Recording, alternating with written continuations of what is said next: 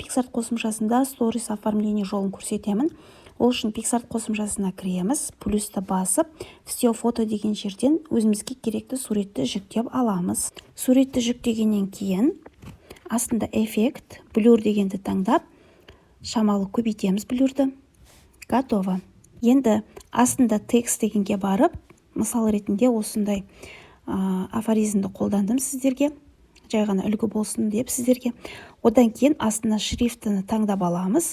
Болмаса, студия қосымшасына кіріп, осы сөздерімізді жазып алып, студия қосымшасына әкеліп, қолдана беруге болады.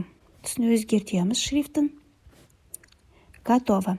Енді астында добавить фото деген жерге кіріп, сіздерге айттым, суреттің фонын қалай өшіретін, дәл сол тәсіл арқылы фоны өшірілген бір суретімізді әкеліп жүктейміз. Суретімді әкелдім, сөйтіп суретті өзімнің қалаған жеріме әкеліп қоямын. Мен осы шетке қоям, сөйтіп готово дейміз. Енді инструмент дегенге кіріп, блюр дегенді таңдаймыз, верно дегенді басып, дөңгелекті төмен қаратай түсіреміз. Және де стрелканы жоғары көтереміз, және төмен түсіруге де болады. Количество дегенге барып, блюрді көбейтіп азайтуға болады. Мен төмен түсіремін.